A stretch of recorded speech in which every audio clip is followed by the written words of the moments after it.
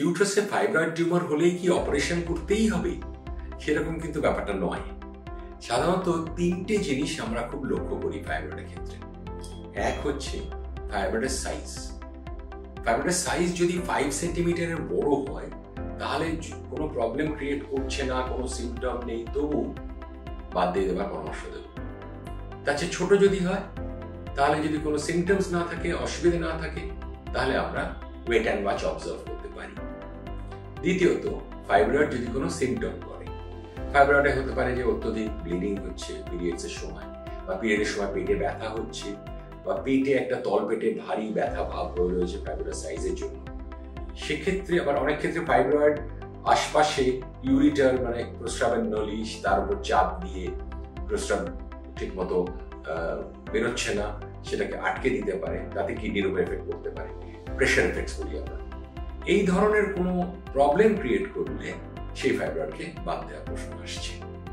3 নম্বর, যদি ফাইব্রয়েড দেখা যায় যে আমরা ওয়েট অ্যান্ড ওয়াচ করে অবজার্ভ করছি ফাইব্রয়েড র্যাপিডলি গ্রো করছে, ফাইব্রয়েড কিন্তু খুব স্লো গ্রো করে, যদি দেখা যায় ফাইব্রয়েডটা র্যাপিডলি গ্রো করছে মেনলি 40-50 বা 50 বয়সে, তাহলে ভাবতে হবে যে এটা কোনো ক্যান্সারাস গ্রোথ কিনা। ফাইব্রয়েড কিন্তু রেয়ারলি ক্যান্সারাস গ্রোথ হতে পারে, ফাইব্রোসার্কোমা, সেক্ষেত্রে বাদ দেওয়া শ্রেয়।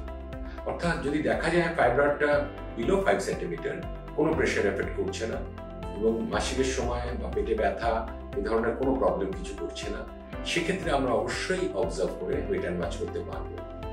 আরেকটা কথা, ফাইব্রয়েডের পজিশন যদি এমন হয় যে ইউট্রাসের বাইরের দিকে বা ইউট্রাসের দেয়ালের মধ্যে, তাহলে আগে যেটা পেট কেটে অপারেশন করা হতো সেটা কিন্তু এখন আর পেট কেটে করা হয় না, ল্যাপারোস্কোপির মাধ্যমে করা হয়, পেটে একটা ছিদ্রের সাহায্যে, ব্যথা যৎসামান্য, 24 ঘন্টার মধ্যে পেশেন্ট বাড়িতে।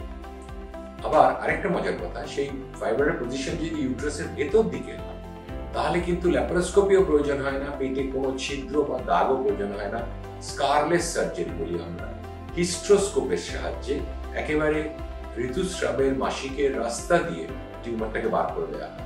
অর্থাৎ পেশেন্টের কোনো ব্যথা হওয়ার কোনো অবকাশই নেই, ডে কেয়ার, সকালে ভর্তি হয়েছে বিকেলে বাড়ি চলে যেতে পারে, এবং তার পেটে কোনো দাগ বা ছিদ্র কিছু থাকবে না এই হিস্ট্রোস্কোপির মাধ্যমে।